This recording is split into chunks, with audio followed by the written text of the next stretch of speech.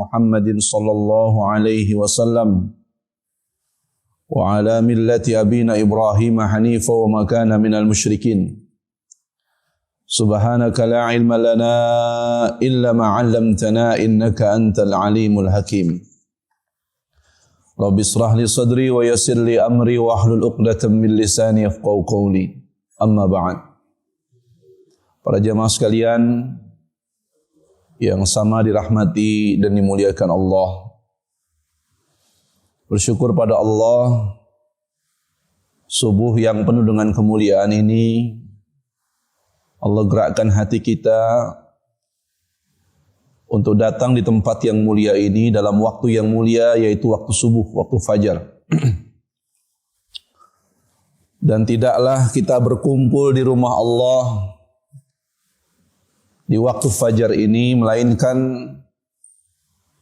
ini adalah waktu di mana para malaikat berkumpul, baik itu malaikat malam dan malaikat siang. Majtama'al malaikatul lail wa malaikatun nahar fi salatil fajr. Berkumpulnya dua malaikat siang dan malaikat malam di waktu fajar. Yang kedua, waktu fajar ini setidaknya kita berada di rumah Allah, berkumpul di tempat malaikat berkumpul untuk memberikan catatan-catatan dan amal baik kita di hadapan Allah Subhanahu wa taala, baik itu malaikat siang maupun malaikat malam. Yang kedua, setidaknya kita mendapatkan rahmat, berkah dan doa Nabi sallallahu alaihi wasallam. Ketika Nabi sallallahu alaihi wasallam berdoa, Allahumma barik li ummati fi bukuriha. Ya Allah, berkahilah umatku yang berpagi-pagi hari. Semoga Allah senantiasa memberikan rahmat dan berkahnya kepada kita semuanya. Salawat dan salam semoga terlimpah curah kepada Nabiullah Muhammad sallallahu alaihi wasallam beserta keluarganya, sahabatnya dan orang-orang yang tetap istiqamah, istita'ah dan isti'anah di dalam memperjuangkan Islam hingga yaumil qiyamah. Para jamaah yang dirahmati dan dimuliakan Allah,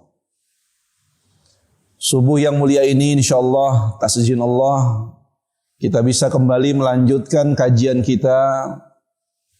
Di subuh kali ini masih kita akan membahas satu kitab yang dikarang oleh Dr. Abdul Wahab bin Nasir At-Tuwairi, seorang ulama besar dari Jeddah, Arab Saudi, yang menulis satu kitab Al-Yaum An-Nabawi, atau 24 jam atau keseharian Nabi sallallahu alaihi wasallam, atau 24 jam bersama Nabi sallallahu alaihi wasallam.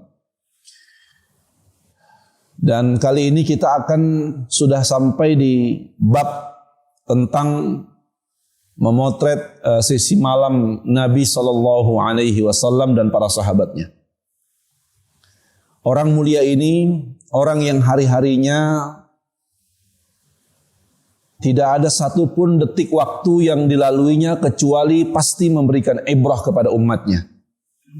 Karena beliau adalah uswatun hasanah. Dari contoh yang paling kecil sampai contoh yang paling besar. Karena dia adalah uswatun hasanah, maka semua tindakannya, baik yang kecil maupun yang besar, itu pasti memberikan ibrah dan teladan kepada umatnya. Termasuk adalah kita akan mencoba memotret beberapa sisi kehidupan malam Nabi sallallahu alaihi wasallam yang kebanyakan di antara kita punya umur cukup lumayan. Allah sudah berikan kita usia 50 tahun, 60 tahun. Tapi terkadang usia yang Allah panjangkan itu tidak membuat kita semakin bertakwa dan takut kepada Allah Subhanahu wa taala. Maka kita perlu menengok bagaimana cara Nabi sallallahu alaihi wasallam memanajemen waktunya sampai pada waktu malam.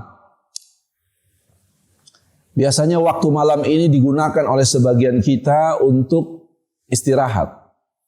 Setelah satu harian kita melakukan aktivitas, pekerjaan-pekerjaan rutinitas dan harian kita. Itu pun yang dilakukan Nabi. Dialah seorang Nabi, seorang Rasul, yang dia juga sebagai komandan perang, menteri pertahanan, qadhi, yang memutuskan perkara hukum di tengah masyarakatnya, seorang suami dari 9 istrinya di kota Madinah, dan masih banyak lagi. Kebanyakan kita terkadang ketika kita diajak untuk melakukan hal-hal baik, itu selalu beralasan waktu kita tidak cukup, Pak. Waktu kita kurang. Karena kita sibuk pekerjaan kita. Yang jadi pertanyaan, lebih sibuk mana kita dengan Rasulullah? Rasulullah yang hari-harinya sangat ketat dan padat sekali dengan semua jadwal dan aktivitasnya. Karenanya Rasulullah itu punya manajer harian. Baik itu yang mengingatkan masalah keuangan, yang mengingatkan masalah jadwal-jadwal ibadah, jadwal-jadwal Nabi memberikan pengajaran, itu ada. Namanya Bilal bin Rabah. Dialah yang selalu mengingatkan Nabi untuk melaksanakan ibadah-ibadahnya, bahkan yang mengetahui di mana setiap malamnya Nabi berada. Ya, artinya Nabi itu istrinya 9. Jadi Nabi malam ini di mana itu Bilal bin Rabah paling tahu jadwalnya. Makanya setiap memasuki waktu fajar, Bilal bin Rabah tidak perlu meraba-raba lagi Nabi ada di mana. Dia sudah tahu tuh. Dia ada di rumahnya Aisyah kah? Atau di rumahnya Sofiyah kah? Atau di rumahnya Hafsah? Atau di rumahnya Zainab binti Jahash? Dan seterusnya. Karena itulah sisi malam Nabi tentu menjadi sisi yang sangat istimewa bagi kita. Yang selama ini kita mengetahui Nabi hanya bagian-bagian potongan-potongan kehidupannya. Kita jarang sekali memotret bagaimana sebenarnya Nabi SAW itu menghabiskan waktu malam.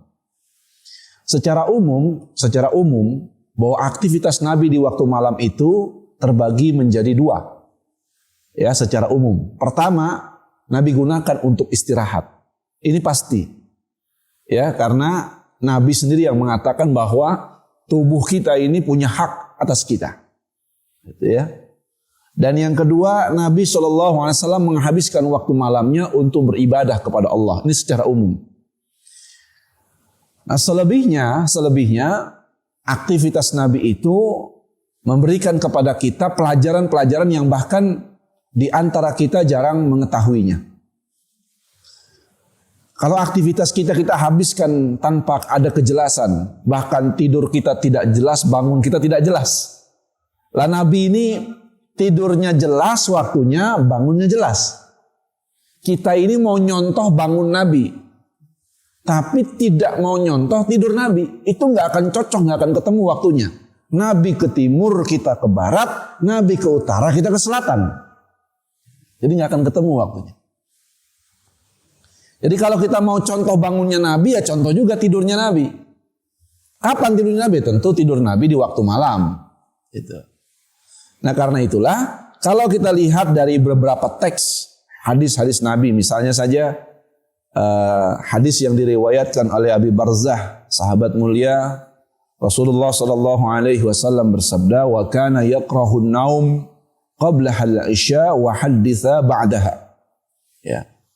Bahwasannya Nabi tidak suka tidur sebelum salat isya. Ternyata ba'da maghrib. Nabi nggak suka tidur ba'da maghrib. Ya. Dan tidak berbincang-bincang, ngobrol setelahnya, setelah isya.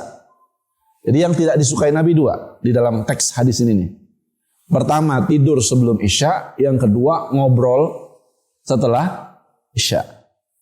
Nah tapi teks ini jangan dipahami secara letterlek gitu ya.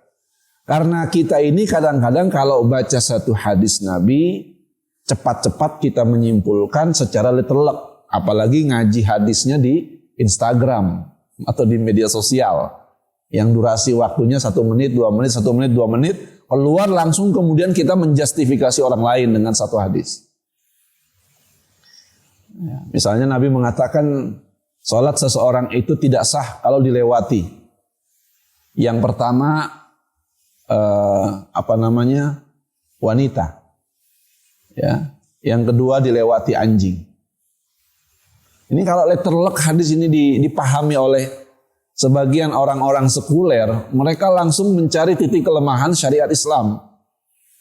Mereka katakan, coba lihat, di mana Islam menjunjung tinggi menyetarakan kedudukan wanita dengan laki-laki. Di mana? Di mana Islam itu menjunjung tinggi hak-hak wanita? Buktinya apa? Itu hadis tadi. Buktinya masa perempuan disamakan dengan anjing? Padahal hadis itu tidak menyamakan antara perempuan dengan anjing. Nabi hanya mengatakan bahwa sholat seseorang itu tidak sah. Artinya batal sholatnya. Dia harus mengulang sholatnya kalau dilalui 2 itu salah satunya. Ya. Oleh karena itulah memahami teks hadis Nabi yang tadi juga begitu. Ya, ketika Nabi mengatakan bahwa Nabi tidak suka tidur ba'da isya, Nabi tidak suka tidur sebelum isya, dan Nabi tidak suka berbincang-bincang, ngobrol setelah isya. Karena itulah ketika kita membahas ini, di kitab ini dijelaskan bagaimana sebenarnya aktivitas malam Nabi habiskan. Ya. Salah satunya adalah aktivitas ibadah sholat isya. Nah, ini sholat isya ini menarik, Pak. Kita ini memahami bahwa yang namanya sholat itu as-sholati ala waqtiha, betul? Sholat itu, sholatlah kalian tepat pada waktunya. Padahal kalau kita dalami sebenarnya bagaimana aktivitas ibadah Nabi, sholatnya Nabi, rupanya ada 2 jadwal sholat yang boleh diundur. Gitu ya. 2 jadwal sholat wajib yang boleh diundur. Pertama sholat zuhur, yang kedua sholat isya. Gitu. Nah, cuman ada ilat, ya, ada alasan. Kenapa kemudian Nabi membolehkan mengundur waktu sholat, sementara di sisi yang lain Nabi mengatakan as-sholati ala waqtiha. Sholatlah kalian tepat pada waktunya. Nah, sholat zuhur itu sampai Nabi mengatakan abrid itu ya, undurlah sedikit waktu sholat. Karena cuaca yang sangat panas dan menyengat. Di dulu Masjid Nabawi itu, Pak, lantainya itu tidak seperti kita keramik begini ya. Masjid Nabawi awal-awal dulu itu lantainya itu seperti kerikil-kerikil yang sangat halus itu ya, supaya empuk gitu ya, kerikil yang halus sekali itu lantainya.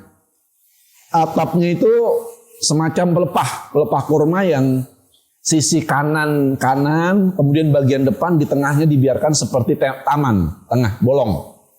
Itu model jenis Masjid Nabawi awal-awal dulu pertama kali didirikan oleh Nabi SAW. Maka begitu masuk zuhur, ya itu kan matahari sedang tinggi-tingginya dan sedang musim panas. Gitu ya. Maka cuaca yang sangat panas itu sampai menyebabkan Nabi mengatakan dinginkan sholat kalian. Maksudnya adalah undur sedikit sampai itu matahari jangan pas di tengah itu. Ya, itu boleh diundur. Min faihil jahannam, kata Nabi. Karena sesungguhnya matahari sedang menunjukkan dari hembusan api jahanam. Ini menunjukkan hadis ini bahwa neraka juga sudah ada DP-nya, Pak, di dunia. Neraka itu sudah ada DP-nya di dunia. Surga ada nggak DP-nya? Ada. Baiti jannati. Rumahku surga, itu DP. Makanya kata Syekhul Islam Ibnu Taimiyah mengatakan, siapa orang yang tidak merasakan surganya di dunia, dia tidak akan merasakan surganya di akhirat nanti. Begitu. Jadi sudah ada DP-nya, Pak. Neraka ada nggak? Ada, itu tadi hadis Nabi. Jadi kita bisa merasakan betapa panas yang menyengat itu hanya sedikit hembusan api neraka jahanam. Sedikit, Pak. Allah ingin menunjukkan agar manusia merasakan betapa panasnya api neraka jahanam. Gitu ya. Itu boleh diundur nggak zuhur itu? Boleh. Cuma dalam keadaan tertentu. Makanya salah satu sunnahnya, Pak, ketika kita sedang dalam kondisi cuaca yang panas. Kalau di Indonesia sepertinya memang panasnya tidak seperti Saudi, Pak ya. Tingkat kepanasannya itu. Makanya salah satu sunnah kata para ulama, ketika kita sedang berjalan itu di perjalanan, kemudian masuk waktu salat zuhur, kemudian kita minggir ke masjid misalnya, dan saat itu masjid sholat sudah dilaksanakan, baru saja bertakbir.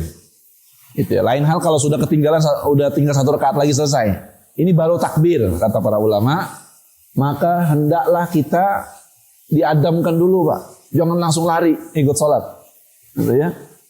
Kita wudu, duduk dulu, santai, Pak. Ini orang kalau ngerti fikih begitu.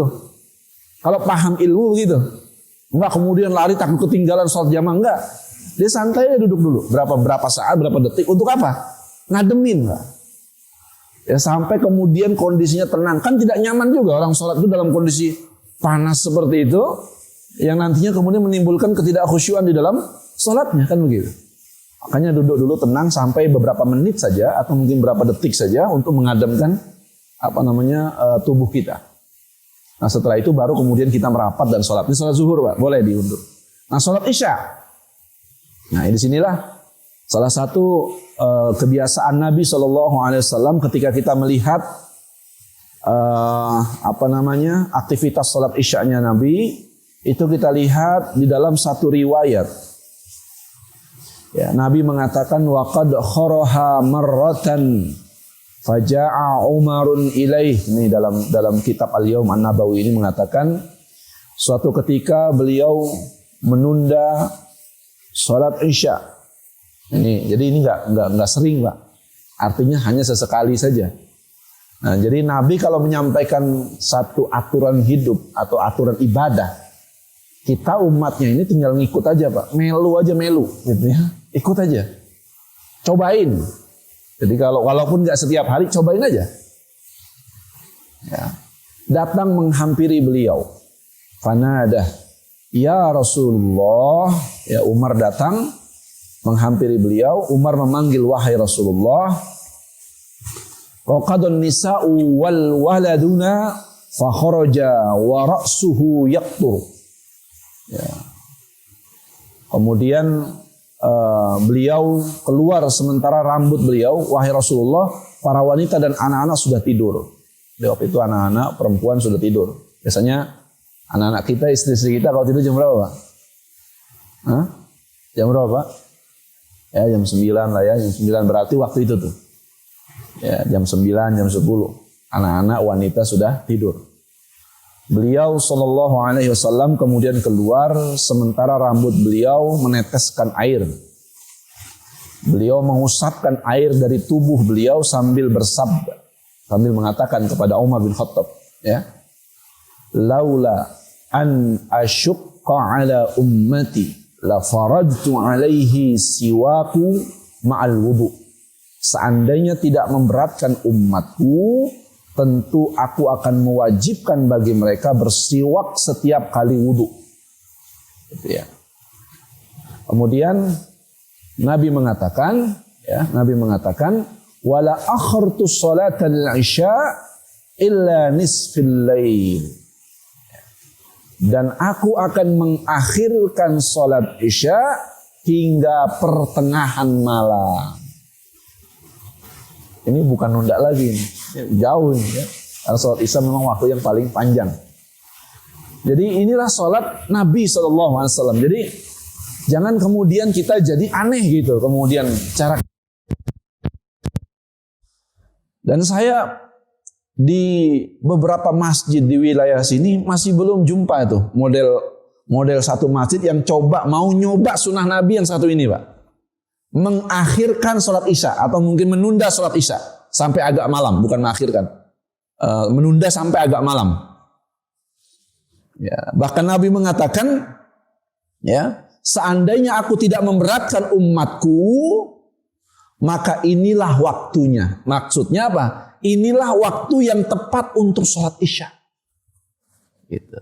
Nah, cuman sekarang prakteknya, Pak. Kalau ini kan arahan dari Nabinya. Sekarang prakteknya, aplikasinya bagaimana? Saya beberapa kali itu ke masjid-masjid sholat isya ya normal saja Pak. Sholat isya berjamaah, jadwal sholat ya sebagaimana jam 7:30 dan sebagainya ya. Tapi coba lihat, Nabi mengarahkan kepada kita untuk memalamkan sedikit sholat isyanya. Biasanya itu Pak, orang kalau sudah malam itu aktivitas melaksanakan sholat isyanya itu memang agak berat. Kenapa? Karena memang baru saja beraktivitas, betul? Seharian kita beraktivitas, kemudian sholat isya. Ini rasa di badan saja Pak, untuk sholat yang seperti itu rasanya beda Pak. Orang sholat dalam kondisi badan yang sedang segar, bugar gitu ya, dengan sholat waktu sedang baru sisa waktu aja. Capek habis beraktivitas. Sama apa beda Pak? Beda. Rasa di jiwanya beda Pak. Betul ya? Nah ini Nabi mengajarkan kepada kita. Saya beberapa kali ke masjid, ya normal saja masjid. Nah, waktu itu saya sama teman-teman itu sedang ada satu kegiatan kajian di daerah Puncak Pak. Nah waktu itu kita karena kemalaman ya, jadi kemungkinan kita duga di vilanya itu gerbangnya ditutup. Maka kita niat mau bermalam di masjid saja, itu ya sampai nanti subuh kita pulang ke vilanya. Akhirnya sekitar jam Isya itu kita sholat di satu masjid. Masjid azan Isya biasa. Itu azan kita masuk tuh. Nah, itu masuk, dia muadzin itu azan tapi langsung hilang. Saya kaget. Ini kemana ini mas? Kok nggak ada orang? Kata kesulitan masjid. Setelah azan kok nggak ada orang? Tengok kanan. Kok malah jendelanya ditutup-tutupin? Kata saya. Bingung saya itu. Saya tanya, ini nggak ada yang sholat. Oh, di sini beberapa hari memang kadang-kadang kita sholatnya nanti nunggu malam katanya gitu. Arahan dari Pak Imam katanya, dari imamnya gitu, dari imam masjid. Oh, saya bilang, oh ini sedang mengamalkan. Kita yang ngerti tahu, oh ini lagi mengamalin sunnah Nabi ini. Jadi proses prakteknya begitu Pak. Jadi kudu kompak dulu sama jamaah. Kalau nggak kompak itu jadi fitnah nanti. Loh iya, orang nggak ngerti, tahu-tahu kemudian nggak ngerti ilmunya, tahu-tahu kemudian habis azan hilang. Yang ada langsung, apalagi ada orang luar yang lewat masjid sini misalnya di perumahan Asifa, datang habis sholat isya azan hilang gitu kan. Yang ada jadi pertanyaan, ini masjid kayak aliran apa ini kan gitu. Nah, ini gue udah tahu cara meraktekinya. Akhirnya saya penasaran Pak. Ya, saya tanya jam berapa memang biasanya sholat isya. Saya tunggu aja. Ya kisaran antara jam 10-an ke atas dah gitu katanya. Saya tunggu, saya bilang. Saya main dulu kemana gitu ya sama temen. Sampai jam 10 saya balik lagi ke situ. Beneran Pak, jam 10-an lebih pada datang sholat isya di situ. Dan rasanya beda sekali Pak. Nah, ini yang disampaikan Nabi SAW. Ya, andaikan aku tidak memberatkan umatku, sesungguhnya inilah waktu yang paling tepat untuk melaksanakan sholat isya. Itu rasa, mungkin orang sudah sempat tidur dulu, betul? Ba'da sholat isya itu, adzan isya mereka tidur mungkin. Gitu ya. Setelah mereka tidur, atau mungkin istirahat. Ya walaupun tidak tidur mungkin istirahat. Santai, tidur-tiduran dulu. Mengistirahatkan tubuh, dia makan dulu, bercengkrama dengan anak istri dulu. Begitu ya. Nah, kemudian masuk waktu jam 10 ke atas itu, imam datang. Sholat isya, qomat Pak. Allahu Akbar, terus kemudian selesai.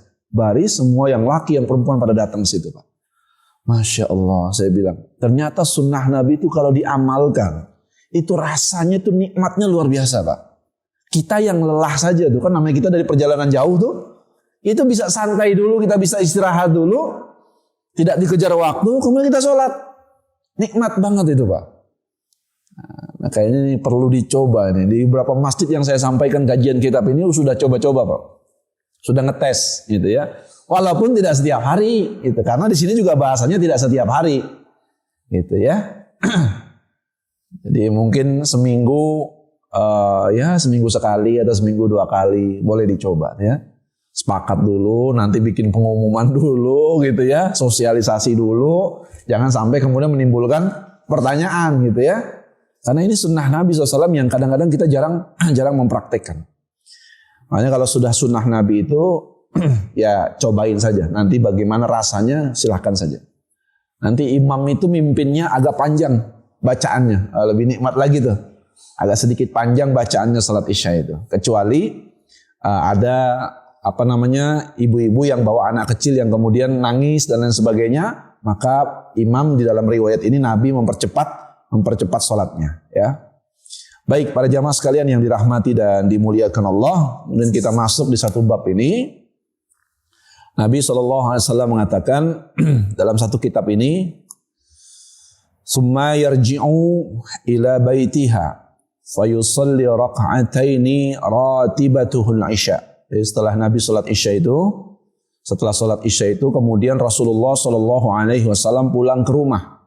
Ya, Nabi pulang ke rumah lalu salat 2 rakaat rawatib. Nah, ini yang normal, Pak.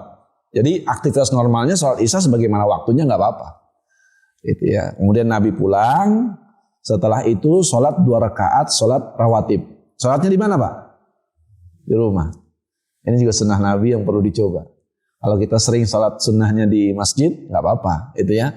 Tapi sekali-kali boleh kita coba salat sunnah rawatibnya di rumah, sebagaimana Nabi SAW.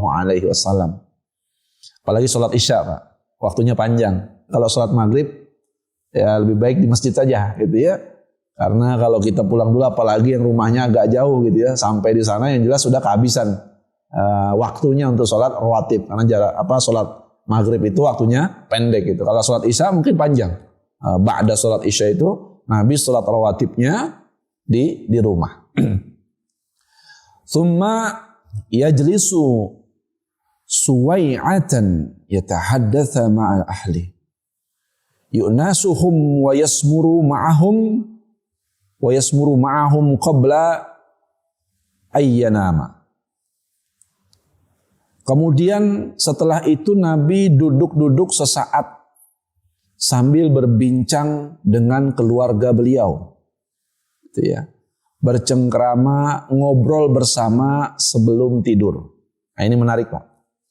Ini adalah aktivitas Nabi yang kedua di waktu malam. Setelah sholat Isya, aktivitas Nabi yang kedua itu adalah bercengkrama dengan anak istri. Ini sunnah, Pak. Sunnah ya. Ini jangan kemudian kita mengabaikan ini. Hanya karena capek, lelah di kantor, kerja, sampai rumah mikir-mikir. Apa capek? Mau tidur? Kan gitu. Anak kita, istri kita mungkin sudah nunggu seharian, betul?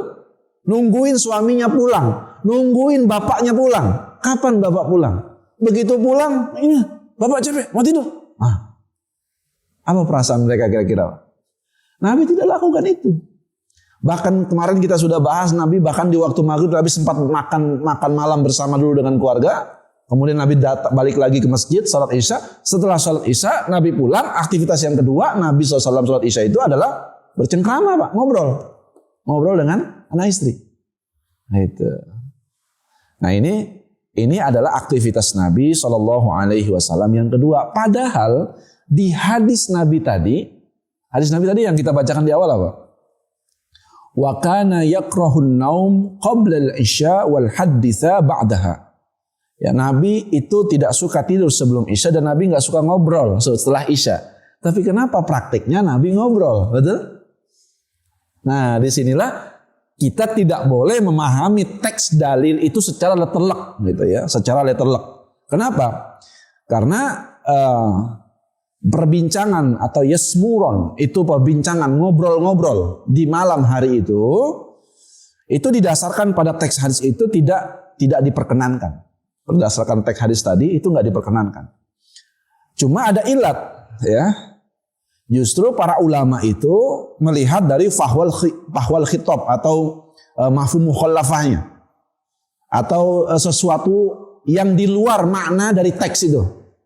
Jadi para ulama justru menjelaskan hadis tadi itu menjelaskan di luar dari teks itu. Makanya orang tuh kalau membahas teks itu, teks dalil hadis itu bukan hanya dari sisi penjelasan, bukan hanya dari sisi dalil yang sambung menyambung, hubung berhubung, bukan. Tapi bahkan dia pahami latar mengapa hadis ini turun, ya, dan bagaimana Nabi mempraktikkan hadis ini, itu yang dibahas oleh para ulama. Gitu. Kita ini kadang-kadang hanya memahami teks secara letelek, dipahami, ditelan mentah-mentah, langsung kemudian menjustifikasi orang bahwa saya yang benar, orang lain yang salah, kan begitu. Nah ini karena kita kurang ngajinya, Pak. Apalagi kalau aktivitas pandemi seperti ini, yang ngajinya udah banyak online gitu ya. Ngaji online itu kan cuma apa ya, pertolongan sesaat aja gitu ya. Daripada nggak ada gitu ya, mendingan ada pengajian online, kan begitu. Tapi kan itu pertolongan sesaat aja kata para ulama. Pertolongan sesaat. Namanya pertolongan sesaat ya, kadang-kadang ada minusnya, ada trouble-nya, ada kurangnya, kan begitu Pak ya. Nah makanya aktivitas Nabi itu justru kok malah ngobrol dengan anak-anaknya, ngobrol dengan istrinya ya. Nah disinilah kemudian para ulama memberikan penjelasan. Di dalam kitab ini dijelaskan Nabi SAW setelah ngobrol-ngobrol itu, bahkan kalau tadi sama keluarganya, bahkan sama teman-temannya. Nah di sini kalau ada yang kemudian para istri yang kurang paham terhadap agama, ketika melihat suaminya ngobrol sampai larut malam, kemudian dia marah, dia tidak suka, berarti dia nggak ngerti agama, nggak paham dia. Padahal yang namanya ngobrol sama istri, sama keluarga, bahkan ngobrol dengan teman-temannya sampai larut malam pun, ini merupakan sunnah yang diajarkan Nabi. Artinya tidak setiap kali, karena bahasa hadisnya itu, Nabi mengatakan bahasa hadisnya itu adalah warubbama itu sesekali. Nggak tiap malam. Kalau tiap malam mah dokoh namanya kalau kata orang sini. Kalau tiap malam mah emang udah kebiasaannya itu mah gitu ya. Nggak tiap malam. Kalimatnya warubbama. Sesekali aja gitu.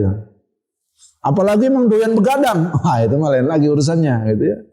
Karena Nabi mengatakan warubbama dzahaba yasmuru 'inda ba'd ashabihi. Sesekali beliau itu ngobrol di tempat salah seorang temannya, sahabatnya. Gitu ya. Fayasmuru 'indal ansar fi ba'dil lail.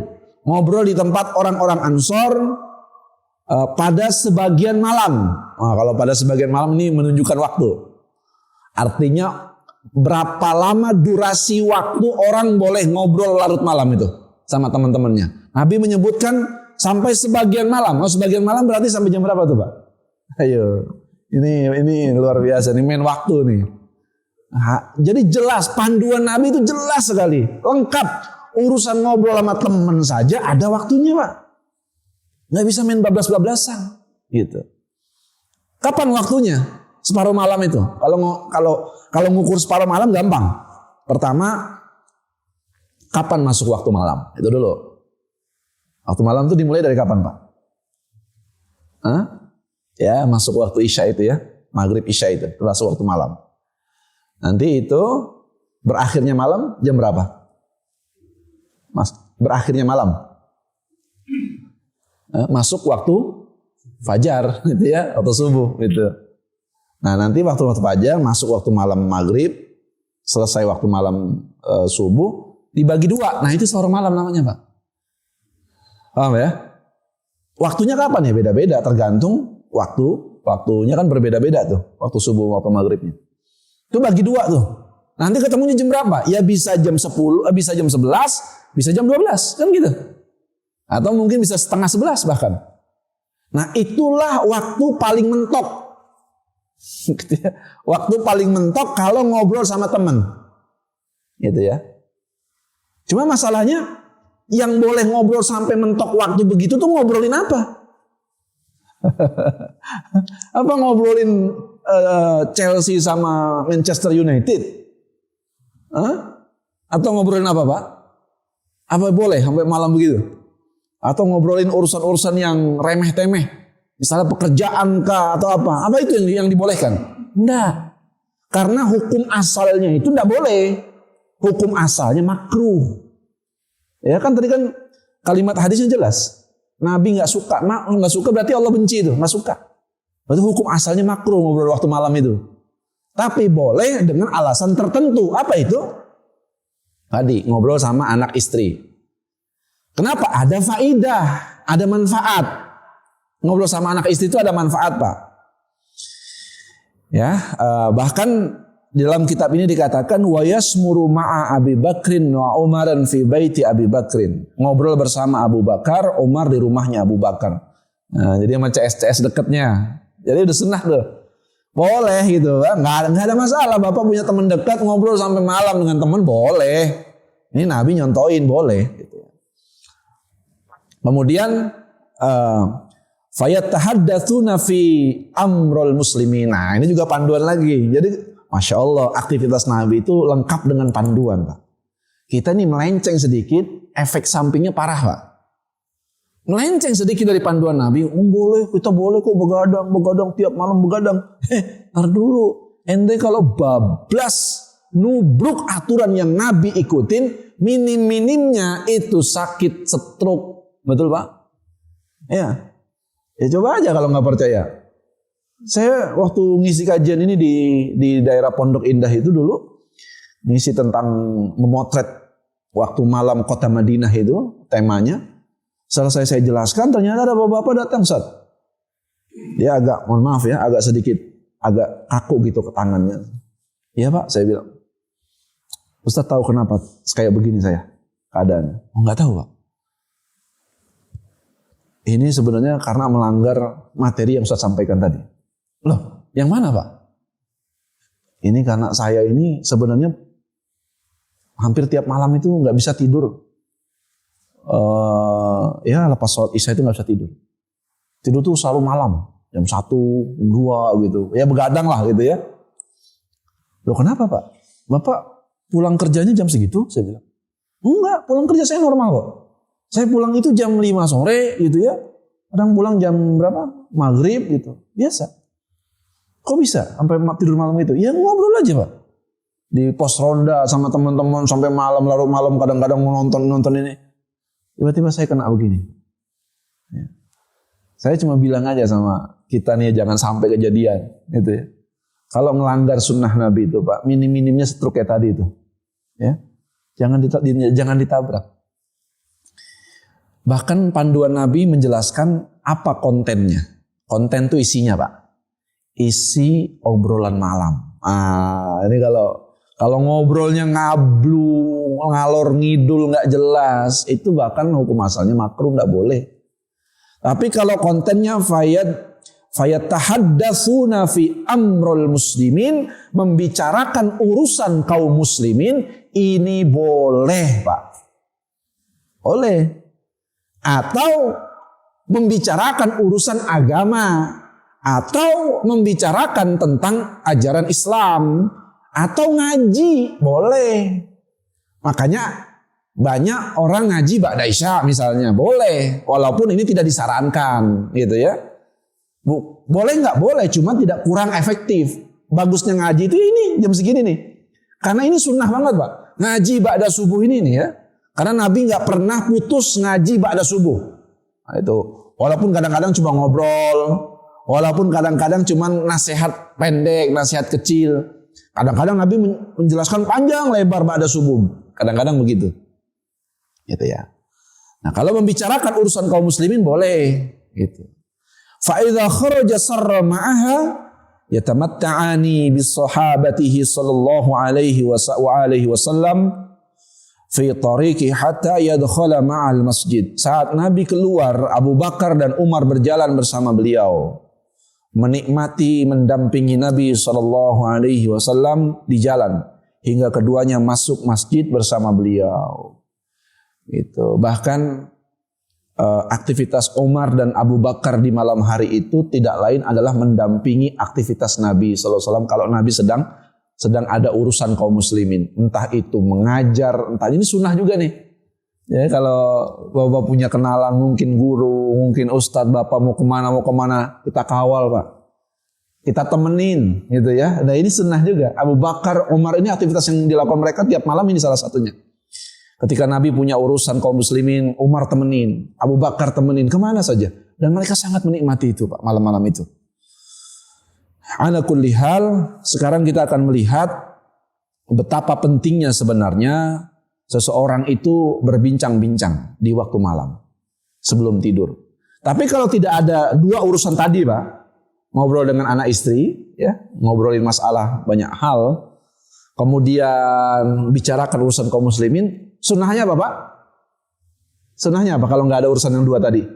Tidur. Oh, itu sunnahnya tidur udah. Tidur. Tapi kalau bincang dengan anak istri biasanya memang ada setiap malam, betul Pak ya? Biasanya ada setiap malam ngobrol, bercengkrama. Kadang-kadang istri itu nungguin suaminya 8 jam bahkan 9 jam nungguin suaminya nggak pulang-pulang, kan itu ya? Nungguin mana laki gua nggak pulang-pulang. Begitu pulang dia tuh pengen mengeluhkan banyak hal tentang dirinya, tentang anak-anaknya, tentang keadaan rumahnya, betul? Ya. Dia ingin menceritakan tentang beban beratnya, tentang bagaimana dia mencuci pakaiannya. Kadang-kadang ada problem soal pakaiannya. Bagi kita, suami yang sudah capek lelah seharian itu, bagi kita, rasanya kok nggak penting amat dengerin cerita curahan hati istri itu. Betul nggak Pak? Kamu kalau jelasin ceritamu yang penting gitu loh. Kira-kira istri sudah ngomong panjang lebar, tiba-tiba kita ngomong begitu. Apa perasaan istri Pak? Sedih dia. Buat dia bukan kontennya, betul nggak? Istri itu bukan konten isinya. Buat dia itu didengerinnya itu. Buat dia itu sudah segalanya. Ini kadang-kadang kebiasaan kita ini karena merasa kita ini seorang manajer, seorang direktur, bahkan seorang pemimpin perusahaan atau apapun lah aktivitas kita di luar rumah. Kita merasa kita ini orang yang berwibawa di hadapan bawahan kita dan sebagainya. Begitu sampai di rumah, istri kita seakan tidak penting. Ini sudah ketemu tiap hari. Kejenuhan 15 tahun, 20 tahun berumah tangga. Coba tengok Nabi SAW.